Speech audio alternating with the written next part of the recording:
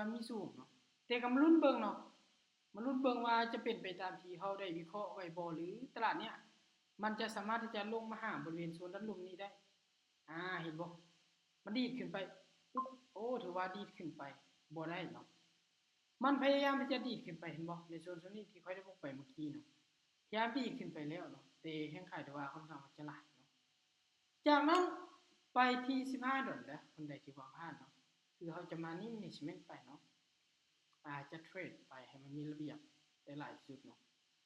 มาเบิ่งหน้าว่าโซนนี้นี่ยังเป็นแบบนี้โอกาสที่จะนำไปฝั่งบ่าย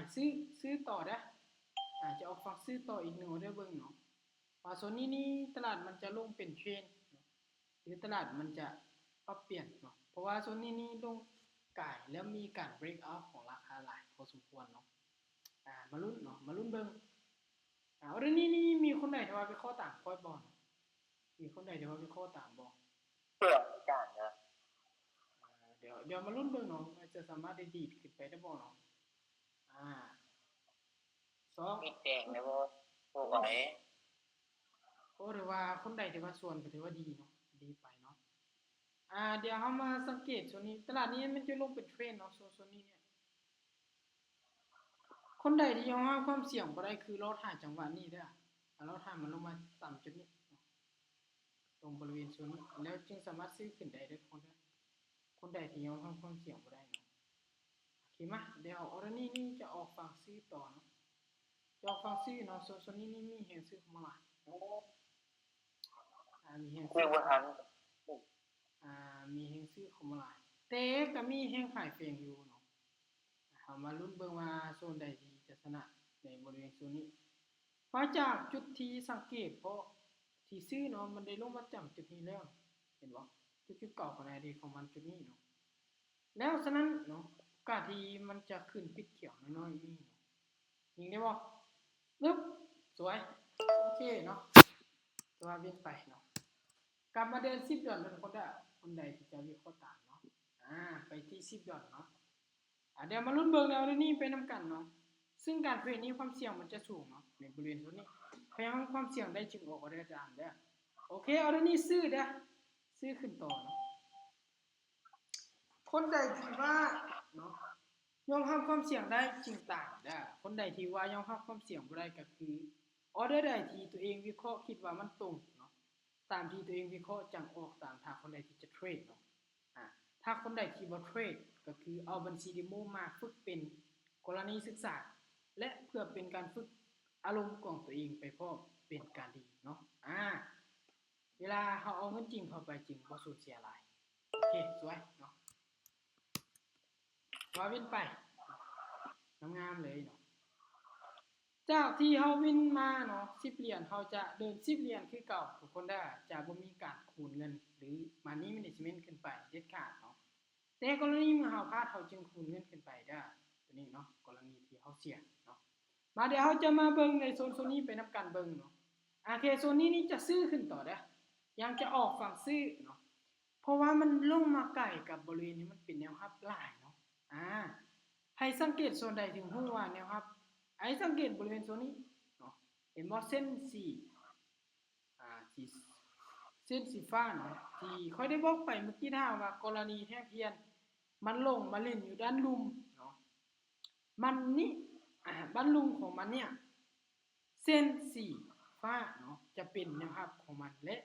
สีเหลืองนี้สีส้มนี้จะเป็นแนวต้านของมันเนาะตัวนี้จะเป็นกรณีที่มันลงมาลุ่มเนาะมันเล่นอยู่ด้านลุ่มเนาะถือว่าวิ่งไปเนาะวิ่งไปคนใดที่ว่าตามถือว่าน่าจะมีกำไรอยู่เนาะคนใดที่จะตามก็คือตามให้มันสุดแล้วก็ส่วนคือเบิ่งออเดอร์ใดที่พิเลตหรือคิดว่าตรงกับตามคือกัน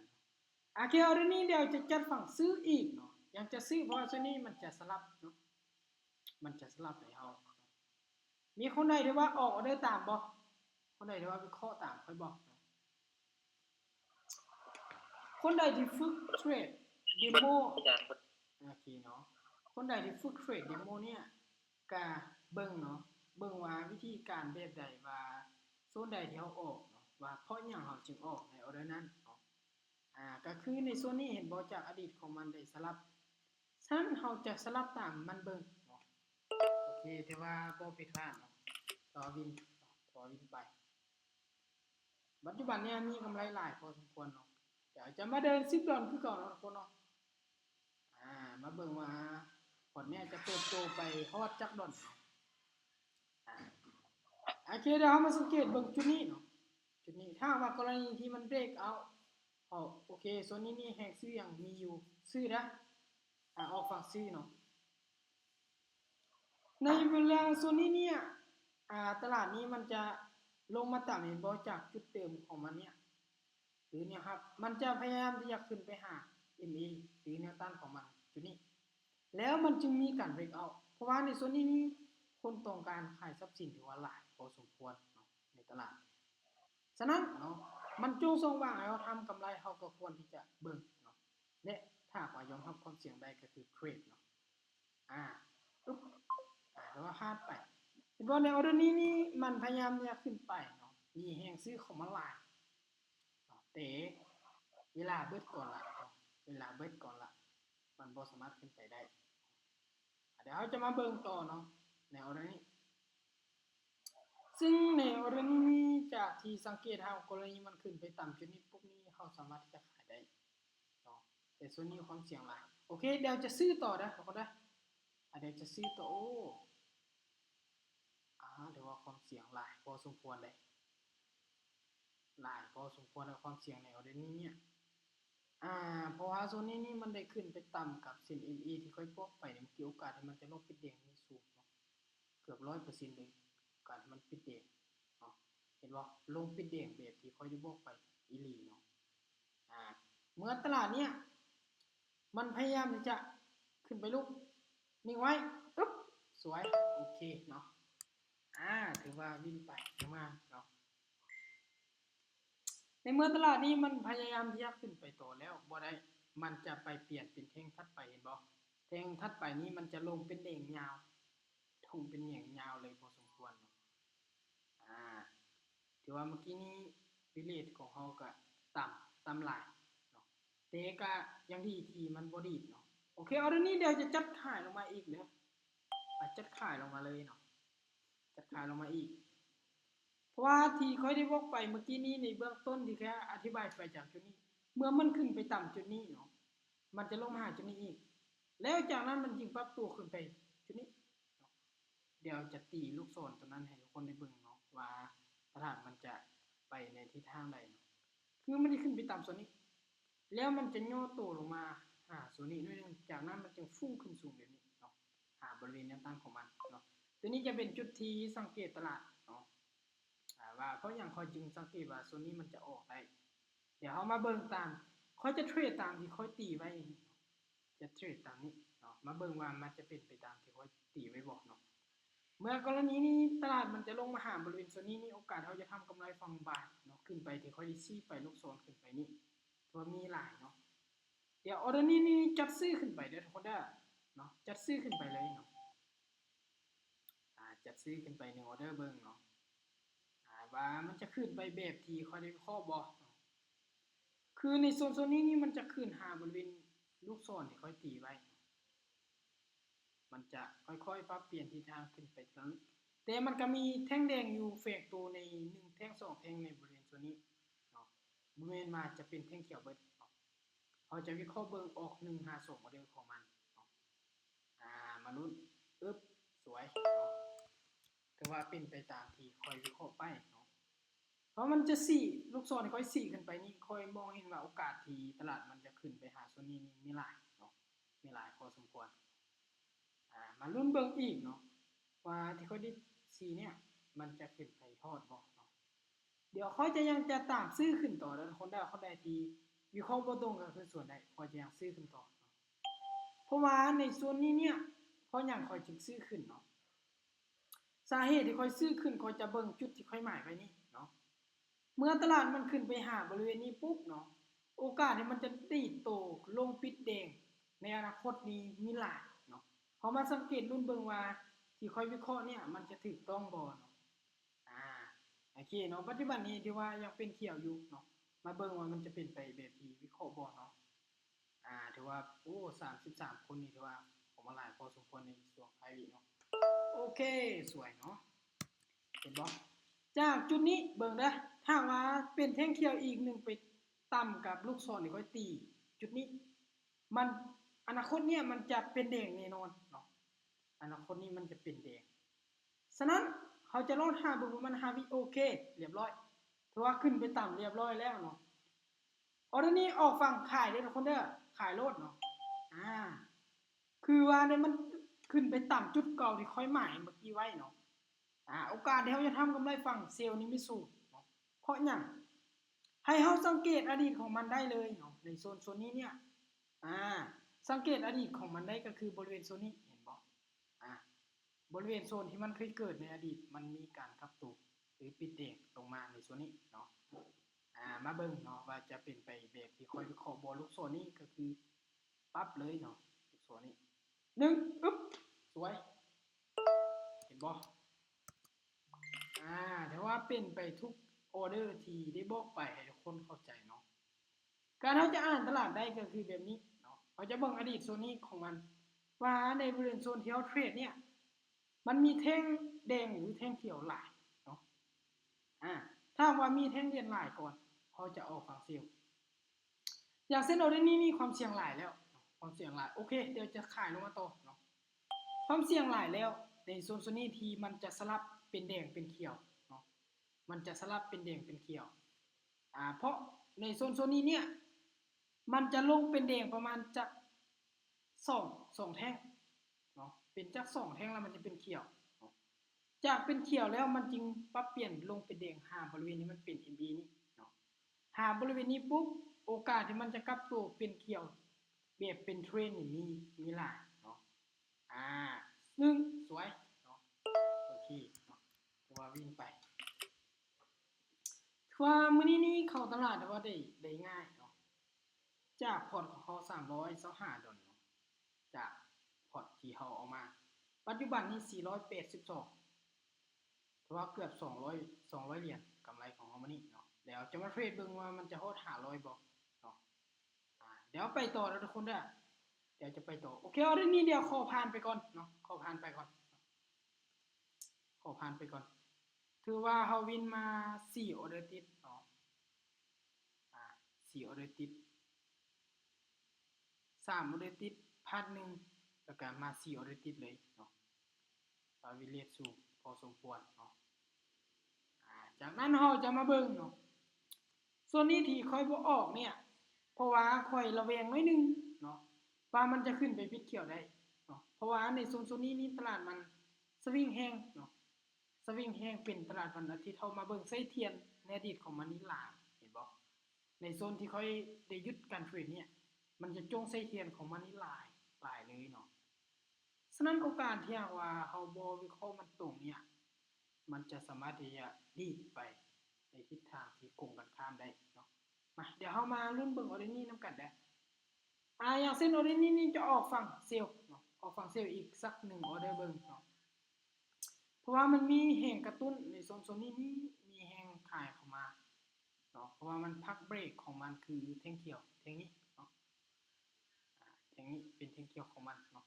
มันจะลงมาหาโซนที่มันเป็น MA หรือเส้นสีส้มข้างกลางนี้มาเบิ่งว่ามันจะลงมาจุดนี้ได้บ่เนาะถ้าว่ามันลงบ่ได้ในโซนนี้แสดงว่าโซนนี้เฮาบ่ควรที่จะเทรดหรือวิเคราะห์ไปเฮาจะเบิ่งในอดีตของมันอีกจักน้อยเนาะโอ้หรือว่าปิดเตียงแล้วดีขึ้นไปเนาะเห็นบ่ถือว่าแห้งไข่ของมันหลายเนาะมันพัดไปเป็นแท่งแดงแท่งถัดไปเนาะเห็นบ่ซึ่งตลาดในโซนนี้ที่ค่อยได้บอกไปเห็นบ่ในโซนที่อดีตของมันจะมีไส้เทียนหัวหลายเนาะไส้เทียนหัวหลายถ้าคนใดที่ว่าความเสี่ยงได้ก็คือเทรดตามเนาะคนใดที่ว่าความเสี่ยงบ่ได้ก็คือวิเคราะห์เบิ่งกรณีศึกษาไปเนาะมาเดี๋ยวนี้จัดขายลงมาเด้อจัดขายอีกสัก1ออเดอร์เบิ่งเนาะเพราะว่าในโซนนี้ที่จัดขายเนี่ยตลาดมันพยายามที่จะลงมาที่เขาได้บอกไปเมื่อกี้เนาะมันพยายามที่จะลงมาหาบริเวณโซนด้านลมนี้ประมาณสัก2ออเดอร์จากนั้นมันจึงขึ้นเป็นเขียวยาวคืออดีตของมันก็คือโซนนี้เนาะ ส่วนที่ได้หมายมันคือกับเทรดพาทุกคนเทรดเนี่ยเนาะแบบนี้ไปเขาจะวิเคราะห์ตลาดเนาะการเที่ยวเบิ่งตลาดให้มันออกอึ๊บสวยเนาะโอเคเนาะถือว่าวิ่งไปเดี๋ยวมาเบิ่งอีกสัก152เอาเลยใช้ระยะเวลา16นาทีในการเทรดว่าเกือบเข้า200เหรียญเนาะถือว่าจะมาเบิ่งว่าจะเข้า500ได้บ่ถ้าว่าเข้า500นี้จะปิ่นประมาณเกือบ200กว่า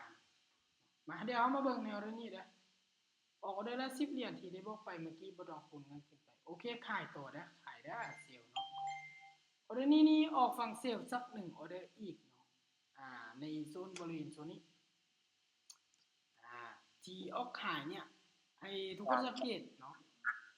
มันได้ขึ้นไปจุกับแท่งเทียนหรือไส้เทียนของมันในอดีตที่มันปฏิเสธเมื่อกี้ที่เราพลาดไปเอาแล้วนึงเมื่อกี้เนี่ยมันปฏิเสธโซนนี้แสดงว่าโซนนี้นี่แห้งขายของมาลาเนาะคนที่จะขายหลายก่อนเทรดขายเลยเนาะนึกสวยเนาะโอเคเป็นไปเนาะคือว่าก่อนที่จะออกออเดอร์ทุกครั้งเลยมีตติ้งก่อนที่จะปิดนี่คนจะเรื่องของมาลาหลัก30เนี่ย30คนมื้อนี้ถ้าว่าคนใดที่ตามคอยประมาณออเดอร์ที่4ที่5ขึ้นไปนี้น่าจะมีกำไรกันเบิดเนาะคอยก็ถือว่ามีกำไรโตหลายเนาะมาเดี๋ยวมาเบิ่งอีกสักให้มันพอร์ตประมาณ500เนาะโอเคเอาได้นี่ออกฝั่งซื้อเด้อทุกคนเด้อออกฝั่งซื้อเนาะออกฝั่งซื้อเด้อที่ออกฝั่งซื้อเนี่ยให้สังเกตเนาะให้สังเกตไส้เทียนเนาะเมื่อตลาดมันบ่สามารถที่จะกลับตัวในบริเวณที่เป็นเนื้อเทียนได้ฉะนั้นโอกาสที่มันจะกลับตัวในบริเวณที่มันเป็นไส้เทียนได้ก็คือจุดนี้เดี๋ยวจะจี้จุดนี้แล้วให้ทุกคนมาเบิดออเดอร์ที่เขาออกไปว่ามันจะขึ้นไปต่ำจุดเก่าของมันบ่เห็นบ่จุดนี้ที่ได้หมายไปเนาะปึ๊บโอเคเป็นไปแบบที่วิเคราะห์อีหลีเนาะเมื่อตลาดมันบ่สามารถที่จะขึ้นไปต่ำเนื้อเทียนแล้วปฏิเสธราคาลงมาได้ฉะนั้นโอกาสที่มันจะขึ้นไปต่ำกับไส้เทียนที่เป็นราคาสูงสุดของไส้แล้วกับตัวนี้เป็นแดงมีสูงเห็นบ่เมื่อมันขึ้นไปต่ำปุ๊บออเดอร์ถัดไปมันเป็นแดงทันทีเนาะถือว่าปัจจุบันนี้พอร์ตของเราโตขึ้นมา500กับ5ดอลลาร์ว่ากำไรอยู่200กับ5ดอลลาร์เนาะเขาจะได้หยุดการเทรดนำกันเนาะเพราะว่ามื้อนี้คนใดที่ว่าตามนี่ว่ามีกำไรถ้าว่ามีงบหลายถือว่ามีกำไรหลักร้อยกันเบิดเนาะแต่ว่าคอยนี่ก็200กว่าละเนาะ200กว่าเหรียญเนาะก็คือขอบใจทุกคนที่เข้ามาเทรดเนาะคือมาเบิ่งการเทรดการวิเคราะห์สดของข้อยนี่เห็นบ่มื้อนี้นี่พลาดบ่เกิน2ออเดอร์ต้องกันไร300กำไร300ปอติโทกำไรหลายแท้โอ้สุ อา ดย จา อด รย์ขอเบอร์ติดต่อหน่อย สุดยอดหลายเนาะสำหรับเบอร์ติดต่อของข้อยนี้เดี๋ยวคนใดที่ว่าทันก็จดไว้เนาะ99137024เนาะตัวนี้จะเป็นเบอร์ติดต่อของข้อยเนาะ99137024เนาะ บ่ทันจัง99137024เนาะเดี๋ยวจะพิมพ์ไปในนี้ก็ได้024เนาะคนใดที่อยากได้ก็คือตัวนี้เลยเบอร์ติดต่อของข้อยเนาะตลาดกำลังงามเนาะส่วนนี้นี่ถ้าว่าทุกคนเทรดเนี่ยระวังกันน้อยนึงเดี๋ยวจะบอกวิธีการเบิ่งเนาะระวังก่อนน้อยนึงก็คือจุดนี้ทุกคนเมื่อตลาดนี้มันขึ้นไปใกล้เนื้อเทียนที่ได้เทรดไปเมื่อกี้นี้โอกาสที่มันจะขึ้นไปต่อนี่มีสูงเนาะโอกาสที่มันขึ้นไปเป็นเที่ยวประมาณโซนนี้นี่มีสูงมันจะขึ้นไปหาประมาณโซนนี้แล้วมันจึงทุบตัวลงมาหาบริเวณโซนนี้เป็นแดงสลับแล้วมันจะขึ้นไปอีกจากนั้นมันทุบตัวนี่ลงมาหาโซนนี้จุดที่มันเป็นด้านลุ่มนี้เนาะทุกคนที่จะเทรดก็ระมัดระวังกันเบิ่งเด้อ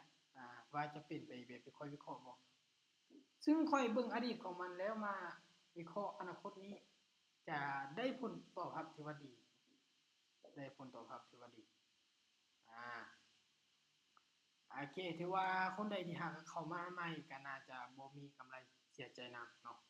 คนใดที่ว่าเทรดเริ่มแต่ออเดอร์ที่1ออเดอร์ที่สุดท้ายกับมีกำไรกันหลากหลายพอสมควรเนาะ โอ้หลัก300นี่ก็ถือว่าได้หลายเนาะข้อยยังได้แต่200เนาะแต่ว่าขอบใจทุกคนที่เข้ามาร่วมมีตติงในรอบนี้ถือว่ามื้อนี้นี่เขาประสบผลสำเร็จการเก็บกำไรหลายเนาะแต่ว่าจะได้หยุดการเทรดไปนำกันเด้อทุกคนเด้อเวลาเนี่ยถือว่าใส่อยู่ที่ประมาณ20นาทีในการเทรดเนาะถือว่าคุ้มเนาะถือว่าคุ้มหลายโอเคเดี๋ยวพบกันในมีตติงรอบมื้ออื่นเด้อทุกคนเด้อเวลาเดิมเนาะ